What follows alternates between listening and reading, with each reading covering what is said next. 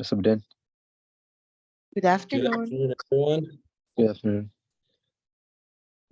Hello. Yeah. You guys look sharp. Mail me the underwriting for Mega Center.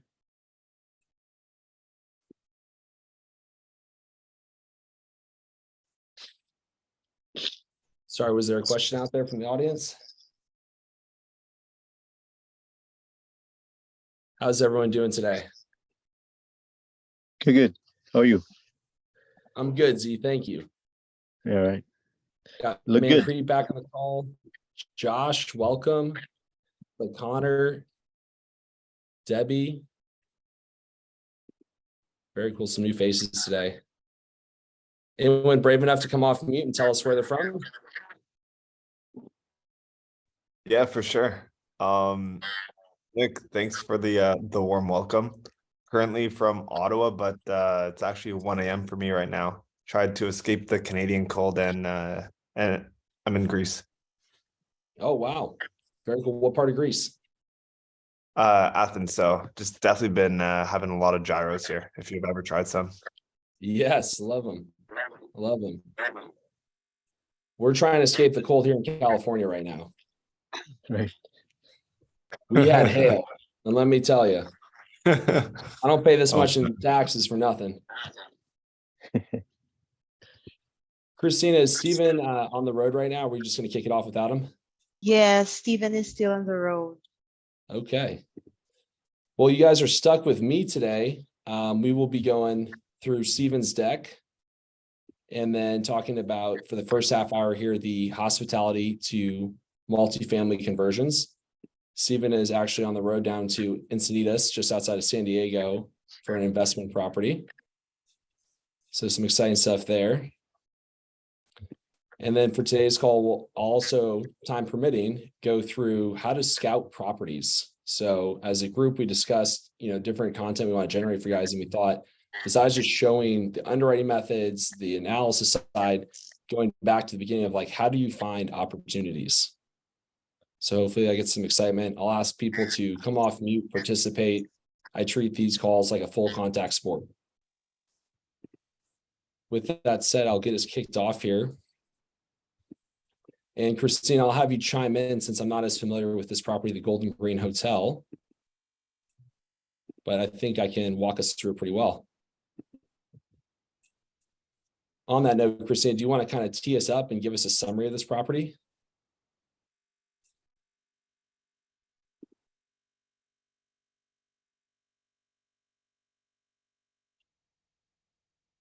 Hello, can you hear me? Yeah. Yes. Okay, so this is the Golden Green Hotel. I found this in Crexy. So it is a 152 keys hotel, interior corridor hotel.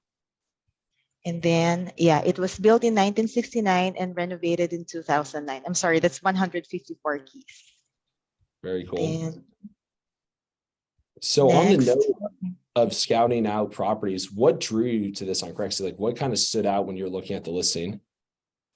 I always look like 100 keys or more, above 100 keys. And then basically we are looking for 40 to 50,000 keys. 40 to 50,000 per key, price per key. Awesome. And yeah. Sorry, Christina, you're saying 40, 50,000, that's going in a price per key, right? I thought so it was Yes. more 25, 30 key, 30K per key, or it depends on market to market. Market It to market. depends. It depends on market to market. Yeah, Yes. it totally depends on the market. You guys hear me okay? Steven, Yeah. welcome. Yes. Hi, Welcome. Steven. Hey, guys. I'm driving and literally back-to-back phone calls, get some exciting announcements and news about some upcoming conversions. But I heard the question as far as the acquisition price per key.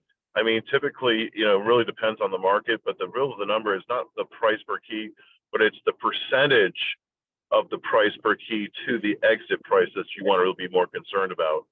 So if you could be in at 30% or 30 cents on the dollar to what your exit could look like, that would be an ideal opportunity to pursue further. Got it. And I think our exit price per door should not be more than 70 cents on the dollar, right? If I remember correctly. Not the exit, but you're all in as far as your money costs, your CapEx costs, all your hard costs, including some of the things you may not consider, like impact fees and the fact that you have to add sprinkler systems.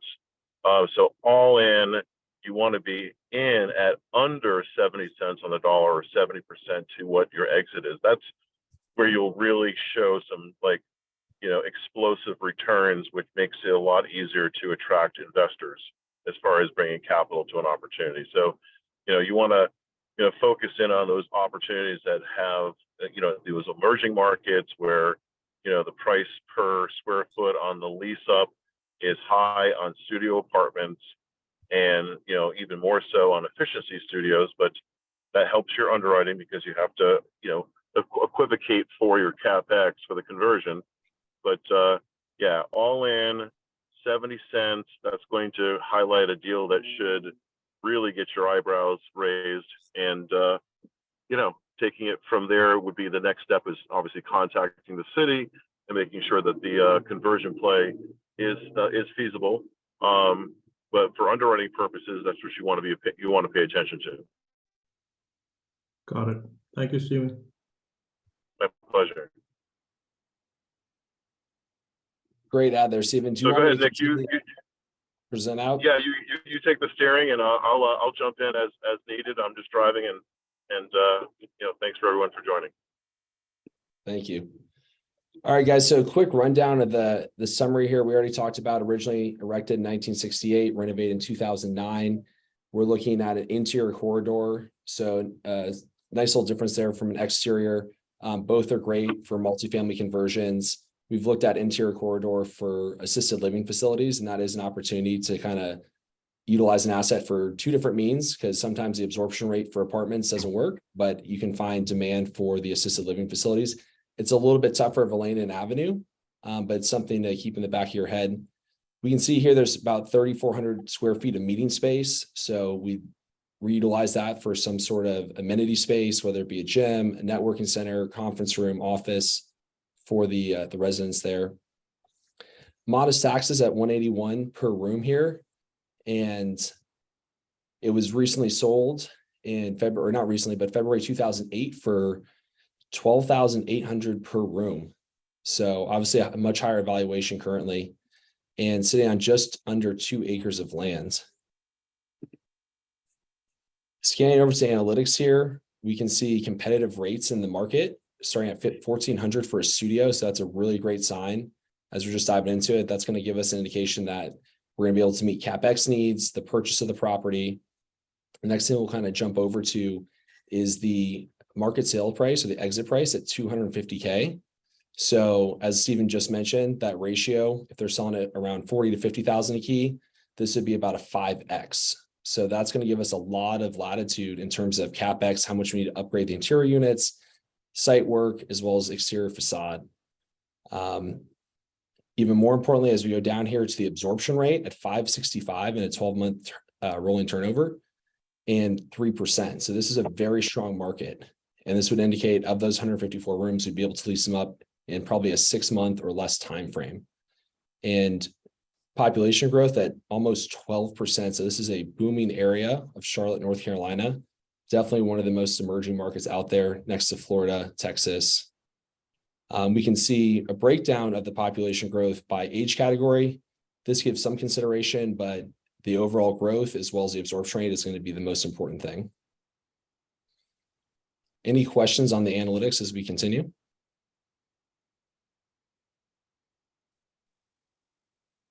All right. Getting kind of a view of the area globally, we can see a lot of fast casual dining, a couple major streets, as well as Interstate 74 here. And we can see the subject property. I'm having a tough time finding that one, but The Golden Green Hotel right up here in the center of the screen, guys. 100,000 vehicles per day passing along Route 74 right here. So that's a really good sign in terms of visibility as we look towards what the lease up would look like for this. Having that kind of exposure is going to draw in a lot of residents, especially as construction is underway and people are passing that daily wondering what's there, and likely to draw a lot of attention. And you can see it's embedded in a nice residential area here with tons of amenities in the space. As we kind of scan through the asset here, we can see the exterior of the building over the 8 floors, as well as a parking garage adjacent to it. That's going to be optimal because oftentimes we look at a hospitality asset, there is a 1-to-1 or less ratio of parking to units. Obviously in hotels, there's not as much need for parking. And that's usually one of the obstacles with the city for rezoning is meeting their parking requirements. So having a pre-existing structure like that will go a long way in making this not only a better opportunity, but reducing CapEx costs and hurdles in the future. We can see the inside of the rooms here, well kept, maintained, great natural lighting. And then down the bottom right, the exposure to that freeway as well. Taking a look at Rentometer, we can see the average rent for studios in the space ranging from 240 square feet to up to 300 and trading anywhere from 329 up to 438. So very strong rents in this market, indicating great demand and desire to live in the area. Now, as you get to the underwriting here, we can see a 30% IRR and just under a 3 multiplier with 100% refi capital, which is great. This shows an ideal situation for a project and something worth pursuing. Stephen, I'll call on you to kind of give some insights to the project as you went through the underwriting, just your general thoughts on it and why this one is so successful. Yeah, it's sometimes the numbers, dictate the success of the project. Sometimes it's a lot of the things that are unseen at the moment. So one of the caveats, what we found out is reaching out to the city is, I think sometime in June, they're changing the zoning in this particular area, which unfortunately will not allow for multifamily use. So we were, basically told that if we submitted an application prior to June 1st, we would get underneath that deadline. But another caveat is that I think they're only allowing around 25 units per acre. So if you go back to the property summary, you'll see it's on just shy of 2 acres. So the number of units that would be allowed, it wouldn't necessarily make this deal pencil. So we're going to be applying for a variance, allowing for workforce housing, which I think is going to be the play. It seems like it's the theme on my previous projects.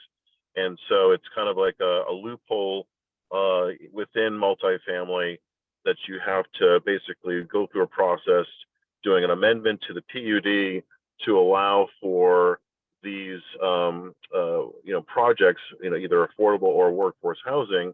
Therefore, the requirements when it comes to the number of units doesn't come into play, or the unit size requirements as far as minimums don't come into play. So certainly not a guarantee, but something worth pursuing, right? So nothing ventured, nothing gained. And knowing that what we know as far as the time limit or the ceiling for getting underneath that requirement before they change the zoning we know of. So we're going to take a stab at this and see if we can get a variance and do a 1-to-1, hotel room to efficiency studio conversion, which is, I think, the play for, future conversions, because it, A, eliminates a lot of the CapEx because you're not compressing rooms down into larger apartments, but most importantly, B, you have more rent being generated, more rents coming in per acre in this case than the alternative. So we shall see. We're gonna pursue as such, and we'll keep you guys posted on that. Is your all's exit cap rate of a little over 4% exit cap? Is that correct? Yep, you can see in the analytics right here, we have a 4.1 and a 4.2 for the submarket. Damn. Yeah, it's in a great. Is that where the area. assets are still trading at? Yes, Christina, when did you pull these analytics? Last week, last Friday. Yep. Perfect. So yeah, this is the most recent data. What would be the debt play for the party that would come in and purchase that? So typically we'll underwrite around a 70% LTC. So we'll be coming in with 30% of the total cost, which would include the purchase price, hard cost, contingencies, financing, et cetera. And then 70% would be taken on as debt, guaranteed by a sponsor. The debt play for the incoming, you all will do the value add, the development, get it renovated, leased up, and then sell it off at let's just call it a 4 cap. The party coming in to purchase it from you, would there even be a debt option for them to come in and buy that? Yeah, so we have a couple strategies. Typically what we'll do is, construction can take 6 to 9 months, and then the lease up period could be No, I anywhere from. think you're misunderstanding the question there, Nick. I think he's talking about the end buyer after conversion is complete, and we're looking to exit in, say, 60 months. Am I correct by that assumption? Correct.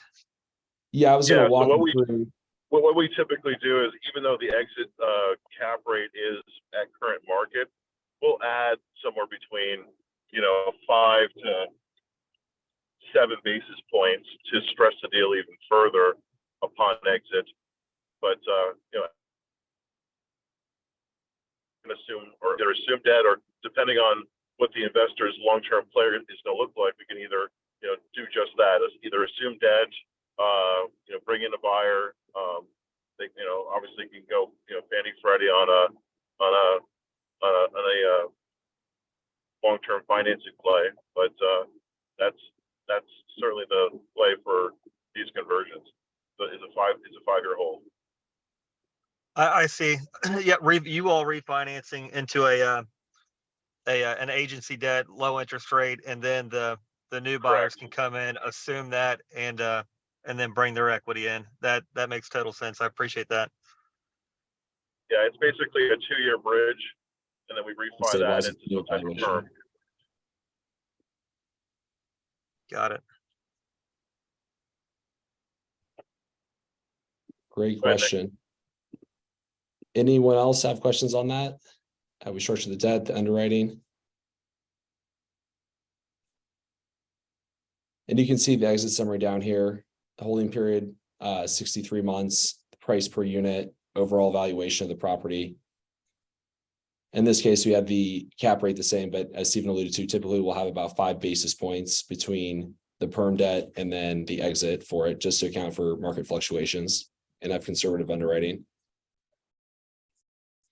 And as it shows down here, at 10.3 million, this was what the returns would be. Stephen, was there any price guidance or listed price for this property?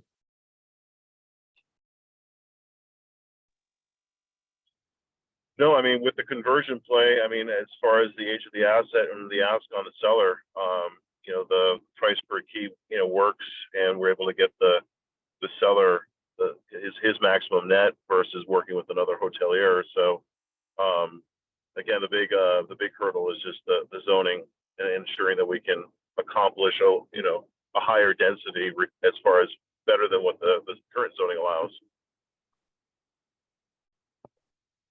I want to circle back to that, Stephen, because I've sat on many calls with you going to the city, whether it's the EDC or city planning, and you've done a great job in partnering with them to get these kind of exceptions made. What could you share with the group as far as strategy when communicating with city planners and the EDC to help navigate through that? Because I think a lot of times once we see that's not permitted by right, we want to walk away from the opportunity. Yeah, a lot of it's politically motivated.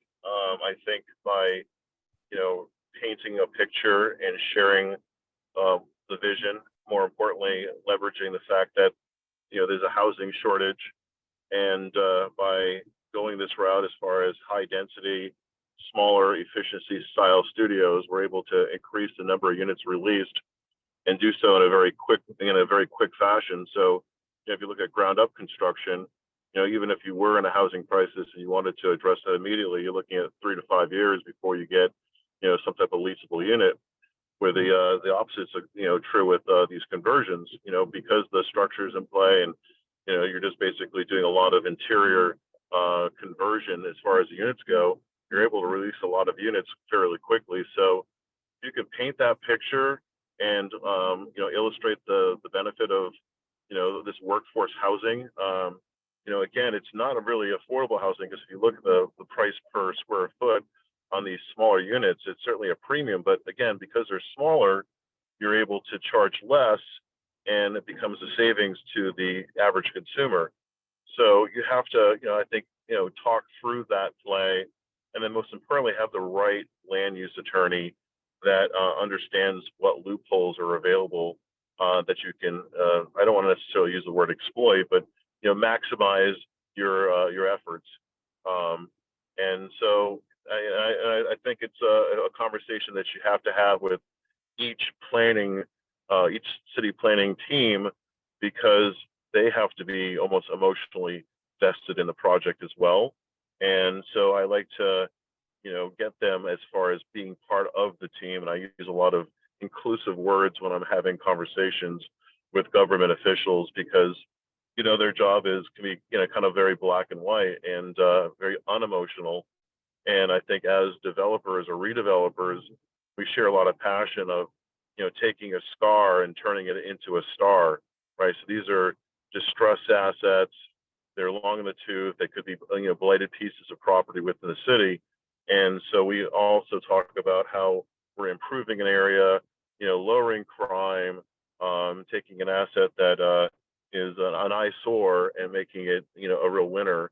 But in order to do that, we need to ensure that we can cash flow, right? And we have to make sure our investors are happy. So we try to paint a picture where it's going to be a win-win scenario where, let's maximize the units. Let's do a 1-to-1 conversion. I know it seems odd to have, 300-400 square foot studios, but in reality, this is the future, right? So if you go into any other country and look at studio apartments, they're probably half the size of these hotel rooms.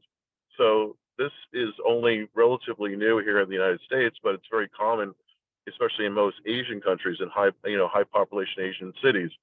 So we're just getting ahead of the curve and reusing an asset to its highest and best use, and getting the city on board to support that effort. And if you can do so and paint that picture, you ensure a better success rate. And I think so far we've done pretty well, and we'll just continue to leverage the experience that we've been building. Well said. Thank you, Stephen. The spirit of collaboration has done a lot for us guys, and having conversations with these cities and working with them to create that image of what can be. And then they will also have ideas of what they want for the property, and asking for their input goes a long way in making them feel included and kind of understanding where you can take this.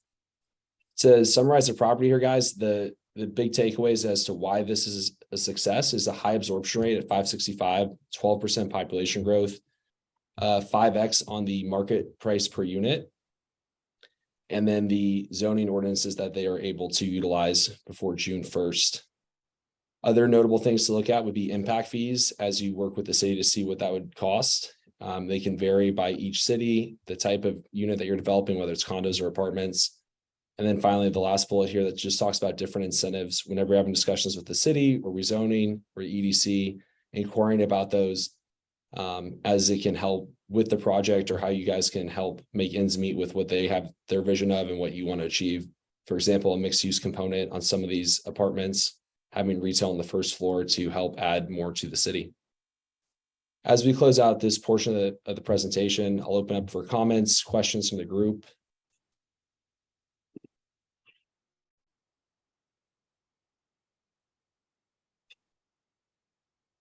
All right, everyone must be really excited for the self-storage portion of today's presentation.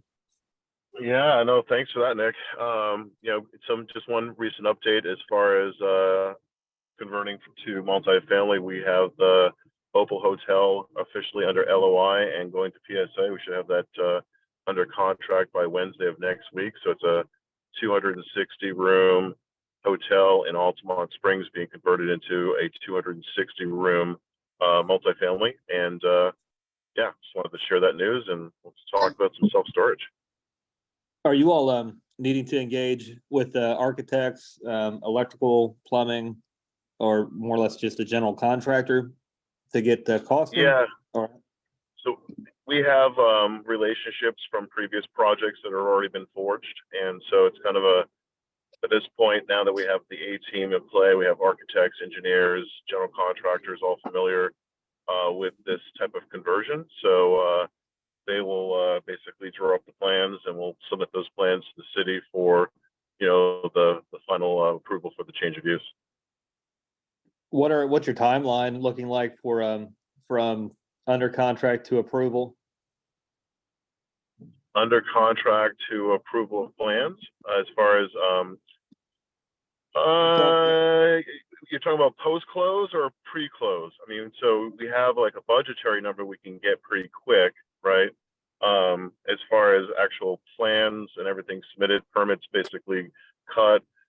We'll have a demo permit in hand, pretty much the day of close. So we start the demo, which is basically gutting all the rooms, and obviously doing so to get the rooms ready for kitchenette additions. But as far as plans go, 3-4 months, depending on the city. It's again, it comes down to just the availability of a good architect and a good engineer. A lot of the good ones are busy, and they're reluctant sometimes to take on new clients because of the issues of maybe not getting paid, I suppose. But that's typically what we're seeing. I didn't know that you guys were closing before approval. Because sometimes you'll see approval and then close within 30 days. Yeah, we're most importantly, our biggest caveat is closing prior, making sure that we have the approvals for change of use and the zoning for such for the door count that we want. But as far as building permits, that's pretty much post-close. Got it. Yeah, we don't want, because most sellers won't stick around necessarily for that. It's a hurdle to get them to be even open to that contingency as far as the rezoning goes. But that's my minimum threshold when it comes to these conversions. Without the zoning play, there is no play. Right. Yeah, permits are not. I mean, obviously they're a concern, but they're not a big concern as long as the city's on board of what we're doing and they have the idea based on our submissions. Then pulling permits is not too difficult. And we'll follow soon afterwards. Got it. Thank you. Yep. Love the questions. Keep them coming, guys. So for today's self-storage play, we're gonna look at a different lane of an existing self-storage facility that has expansion opportunities. Similar to a value add of a conversion, we'll also scout out maybe a smaller Class B, high Class C facility that has land for expansion or other buildings that we can convert, put up drive-up units or even outdoor vehicle storage to create that value add and a great opportunity. While we primarily focus on big box retailers, this is something that we've also incorporated, and I wanted to share that with the group today to help you guys in your efforts of scouting different opportunities. This one, Mega Center in Miramar, Florida, is massive, and we're going to dive into it. So this one's pretty cool just from a rental rate standpoint, the complexities of this, and everything that goes into it. So you can see the outside of it here.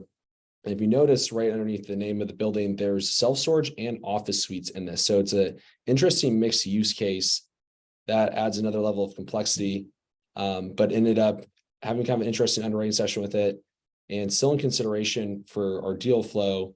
But we typically will stay away from like office suites or this much integration of mixed use. It was built in 1997 and recently renovated in 2021. It was bought by an investment group for this purpose. The buildings were sitting vacant and they began to phase out the self-storage component when they were unable to sell or lease up the buildings as they stood vacant. It's on just 3.41 acres of land, so really small land area, almost completely utilized by the existing buildings themselves, and zoning is PID. Just some looks at the interior and exterior of the building. You can see the subject property down here in the corner. These are 3 adjacent buildings that are leased up for other uses. The self-storage component inside of it, as well as the office spaces themselves. Obviously well-kept, maintained facility in a very dense portion of Florida. And we'll see that reflected in the rates for the self-storage as well as the office units. This building sits, well, it's actually 3 buildings, totaling almost 80,000 square feet. And See if there's any other relevant information on there. It's already covered, built in 97, renovated in 2021. Just gonna look at the area again, just like with multifamily, anytime we have a major causeway, highway, interstate adjacent to the property, it's going to create for great visibility, more traffic, more opportunity. And you can see the surrounding area is dense with a residential population, driving increased demand. I think on a square foot per capita, this was under 6, which is very hard to find in Florida. The other challenge with that, typically those kind of areas are going to be much more expensive from a land basis standpoint. As we dive into the demographics here, we'll kind of a little more granular with it. Here's a picture of the rental rates. So I think in past presentations I've shared with you guys, anything over 150, we're feeling pretty good about it. Below that, it's difficult to factor in the CapEx at $40 a square foot for the interior units. So on this one, you can see a 10 by 10 climate controlled will on average lease up for $230 per month. And you can see the fluctuations of the year going as high as 263. So these are some of the most competitive and in high demand units in the area. And if you look at all units together, sitting at 224 for a 10 by 10, even the non-climate controlled are leasing at a very high rate. And we can see the 10 by 20 almost at $400 here. So very great rates. I made this deal pencil at a very high number. Taking a look, we can see that it is densely packed with competitors in the area, with only one new build coming in here that was started in 2022. And you can see another new build down here in the dark green in 2019, as well as 2 down here from 2021. So this is an area that is exploding with residential growth, and a lot of people are moving in for the self-storage play. This is just a shot off of Radius Plus here, where we can pull the analytics, tax data, comps, everything, and scout it out. One thing that's important from this view is as we get more serious about a project, I will go through starting as close as possible to the asset in question and actually reach out to the local competitors to assess demand, promotional offers, just anything I can learn about the property so I can be that much more well equipped to speak to the opportunity that's before us right now. Taking a look here, we can see that this one penciled at 31% IRR and a 3.3 multiplier, and that was at a $15 million asking price. The reason why there was such a great elevation in the cost of this asset is because it's already partially stabilized with 2/3 of the building leased up for self-storage and office. So during this underwriting, I had to input both the self-storage revenue that's actualized, as well as the rental for the office spaces, and then a pro forma for what could be expanded out into. And we can dive into that underwriting so you guys can see what that looks like. That made this project a little bit more complicated and stretched me a little bit to understand, like, okay, what are we basing the costs on now, and what kind of upside can we see from it? Relatively new on the market at just 124 days. You can see the square foot per capita at 5.5 and 7.1 for a 3 and 5 mile radius. The state almanac at 7.18, one of the highest states in the country for square foot per capita. Huge population, great growth considering the size, modest median household income, so on and so forth. In the underwriting, we had to model in for the cash flow of the existing rentals, factoring in $40 a square foot for the build out of 34,000 additional square feet of expansion, bringing up to that 80,000 square feet of self-storage facility, and another $1 million for the building exterior facade, another development. One thing to consider is in this building with the expansion plans, the broker included a mezzanine level to take the existing 28,000 square feet and add additional 6,000. When you look at that, we have to make sure that there's at least 120 pounds per square foot of tensile strength on that floor to uphold self-storage. Most buildings are constructed around 80 pounds per square foot. So I'm going to transition from the PowerPoint here, guys, to the underwriting. And let you guys take a look at how that played out.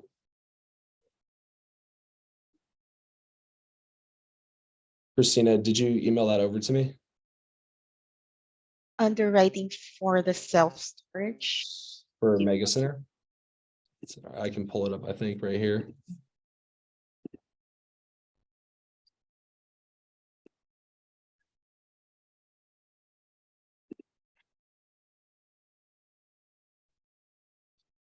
As I pull this up, I want to ask the group, what kind of tools do you guys use for your underwriting?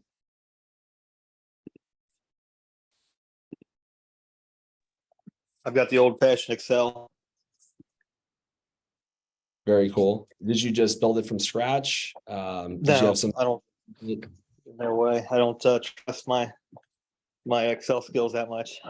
It works so. Yeah, I appreciate it. I felt pretty good about it. And then once I started seeing multiple tabs and the flow through from one cell into other tabs on the Excel doc, I was like, okay, there's a whole other level to this that I am not familiar with.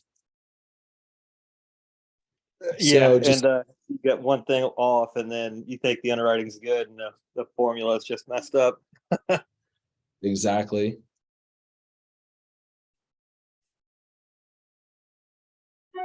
This is not. Give me 1 sec, guys. I want to make sure I have the right one pulled up here for you.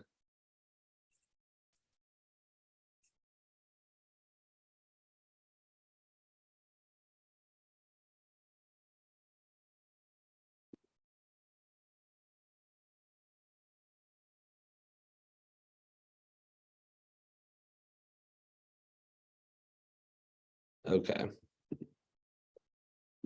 Now I see how I structured it.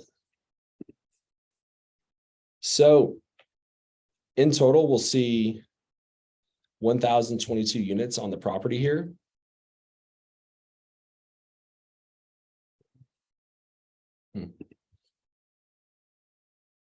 And how I broke it down, typically I'll have a 5 by 10, 10 by 10, 10 by 15, and a 10 by 20 for each of these cells in here. Because there's going to be multiple revenue streams, what I did is I broke down existing storage units. The broker provided in the OM the cash flow and the breakdown for those units. So this rate is averaged based on the inputs supplied by the broker and the average unit size. So you can see in this window up here how I broke that down, and then the overall quantity from it. So this first portion here represents the existing self-storage revenue that's actualized by the asset. Similar to that, I did that for the office spaces as well. So we have our already established revenue streams, and then taking a look at new self-storage units and 34,000 expansion, I did the same averaging for the unit size, rate, and quantity. And then also on the property were 6 parking spaces that could be utilized for vehicle storage. So I compiled all that to get the revenue streams where you can see it comes out to 3.7 million per year from both the offices, the self-storage, as well as the existing parking. And that includes both the existing and expansion for it. That's what allowed it to bring up to 15 million, where we'll see that all in, the cost will be at just under 24. And our exit would be at 38 million for this property. That's where we saw in the previous slides, the IRR and multiplier here.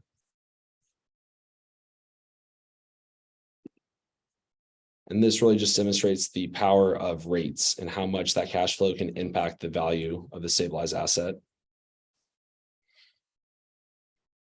I'll open up to the group for any comments or questions regarding the underwriting, Mega Center itself. I'll also ask, has anyone looked at existing self-storage facilities as an opportunity for a value add? The only thing I'll add is I would have a game plan for that office space. Personal experience, office space is dead and it's not coming back. It's just the way things are going. Maybe a venue hall or something that is not office space would be a higher and better use for that space. Maybe having that the business plan to convert over. Exactly. That's one of the reasons why we didn't move forward on this project, is because of the complexities of office, our faith in that being able to be sustainable in terms of revenue. The easiest and quickest thought is like, hey, can we just convert those into more self-storage units? And what would that look like? Using it for other purposes like a hall, another great idea there. Any other ideas from the group?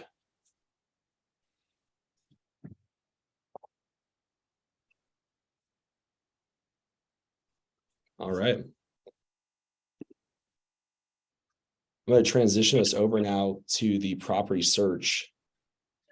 So Who here uses LoopNet versus Crexi or CoStar?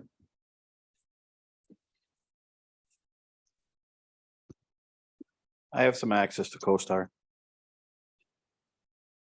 Very cool. So outside of CoStar, which is expensive access, Crexi is going to be the largest online listing for properties. It's entirely free for brokers to list their properties on here. They just have to update the listing at least every 60 days to stay active. One of the benefits of LoopNet is they archive all their files. So even when a listing expires, you can still go back, search it, pull up the brochure or flyer from LoopNet.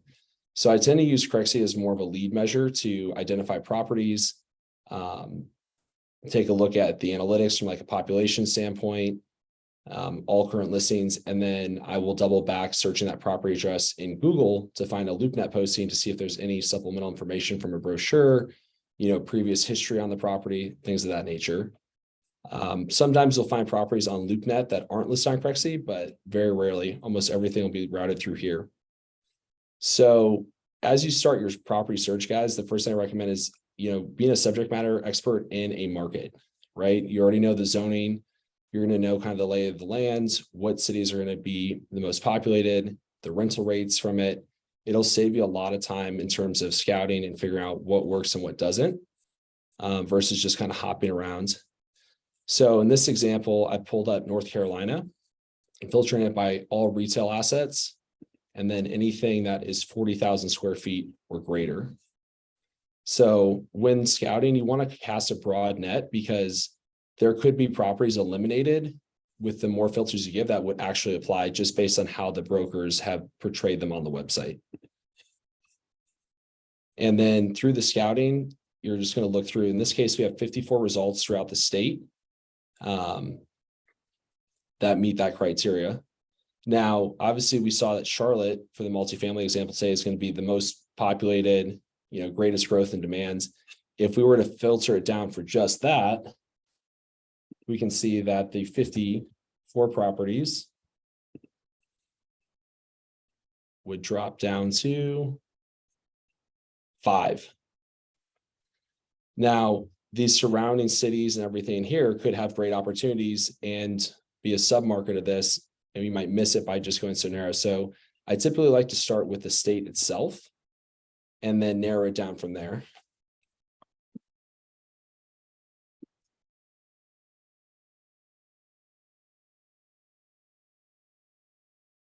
So popping through right here, quick scan of the picture. This one is more of a strip retail. I'll still open it up, take a look and see if it's something I'd be interested in. In strip retail centers, typically not going to work for this conversion because you're going to have, several or more smaller buildings versus one anchor. But just a quick scan of the description and you can identify if that's a potential. And beyond that, the first thing I'll check is the population. So without subscribing to Crexi Intelligence, you still have the availability of population. So I'll look on a 3 and a 5 mile radius.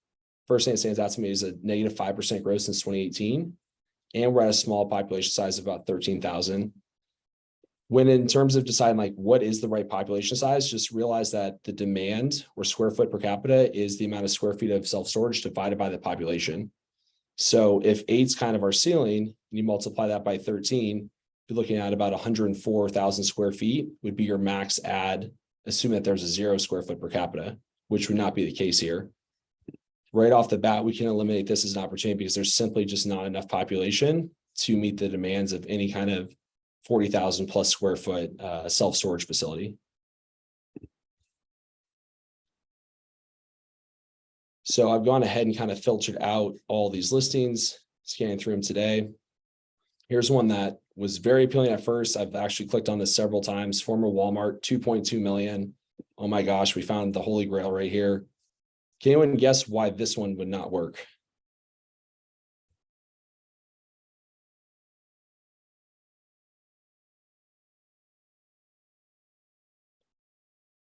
Again, population size.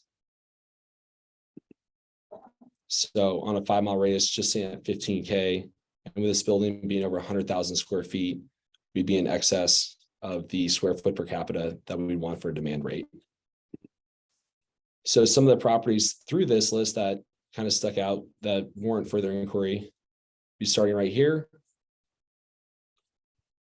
This one is retail industrial. So what I like about that is it's going to give you an opportunity for vehicle storage. Most cities will be open to a self-storage play enclosed in the building. But when you start talking about putting vehicle storage on the property, even covered with canopies, they typically will point to a strict zoning of industrial or light industrial only. So this property is sitting on 16 acres, just under 150,000 square feet. The price per square foot's a little high. We usually want to be around $20 to $30 a square foot. But again, that varies by market to market and the rental rates in that market. Looking down further at the population, we can see at a 3-mile radius, we're sitting at just under 30K. So about enough to support the demand of an additional, call it 120,000 square feet of gross leasable space and 63,000 the 5-mile. So this one stuck out on those 54 listings as a good opportunity and something that I'm going to later pull up in Radius to assess demand and rental rates and go through that second phase of qualifying this as a potential lead. So Nick, do you use for the population in a 3-mile, do you use 8 as your division number? So when I look at the population, yeah, I'll take that divided by 8 to see like what's the max square footage. If there's no existing self-storage and I added that today, would it sustain? And with the understanding that we probably are only going to be able to go up 1 or maybe 2 square foot per capita. So I'll use it more to eliminate 2 small populations versus like how much can it actually sustain as a max. Well, no, like this is a quick. So on that one there was what was it? 274,000 or something like that. The square footage here was 148, so call it about 120. And then so you 3-mile, it'd be 28,000 divided by 8, which give you 3,500. Is that right or no? No, you'd multiply the 28,000 by 8. So gotcha. That's about 240,000 roughly. 224,000. Okay. Square feet. That's at really kind of a max. Yeah. So if that 3-mile population can support up to 240,000 square feet of self-storage, and I have about 120 in here, I'll need to look onto Radius and say, okay, they only have 120,000 existing. Adding this will bring it up to that 8. If you're a little bit over with your ad, it's at like 9, that's also okay. But we just want to see like, can this area sustain that many square feet? Because you could have kind of a rule of thumb, get it off your plate or keep it on your plate. Yep. Okay, thank you. Of course, Pat. Glad to see you back here today. Thank you.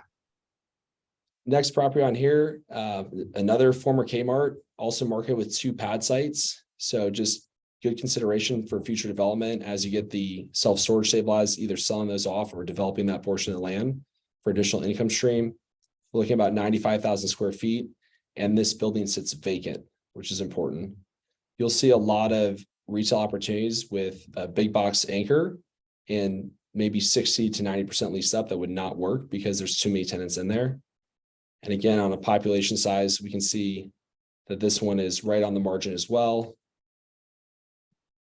but want to pay close attention to the growth rate.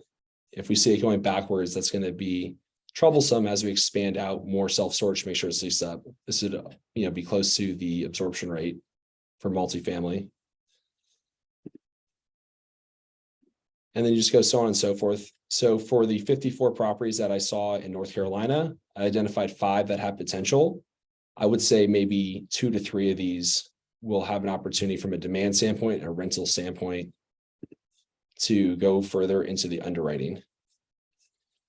So you can see a variety of assets from this is a furniture store or Oriental Rugs. What's great about this is it has a huge open warehouse and a showroom as well as a couple offices. So it'd be an easy conversion as well, similar to a Kmart, similar to a grocery store, things of that nature. The one problem with this property is you can already see the asking price at 13.9 million. I can look at that right off the bat and say there's no way that that's going to pencil for self-storage. And buyers are going to be open to negotiation, but there's probably no way to bridge that gap. This property might pencil at 5, 6, 7 million, but to get them to come down from 14 would be aggressive.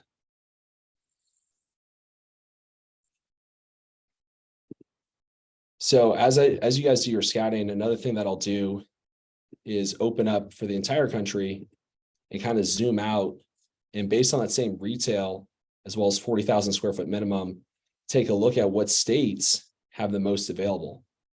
One thing I included in today was Kansas. I'll switch over to that one.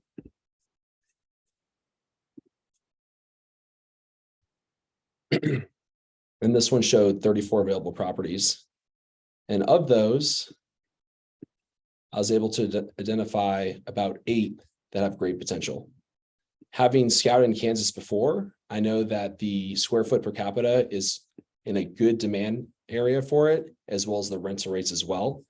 A lot of these properties that I've identified will be in an affluent area known as Overland Park, which will lend itself to better rates, a more affluent population, and just a good area to build in terms of land.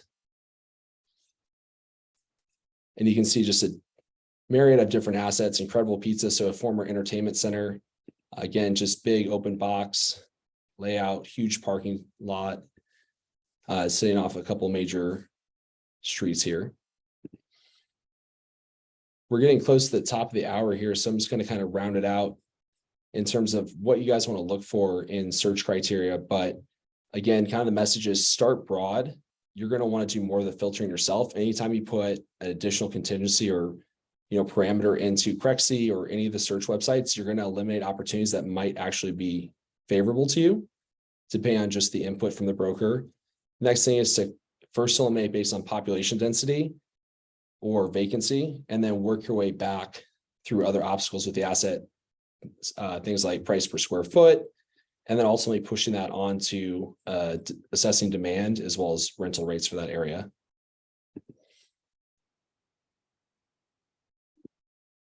That'll close us out for today's call. I'll open up to the group for comments, questions.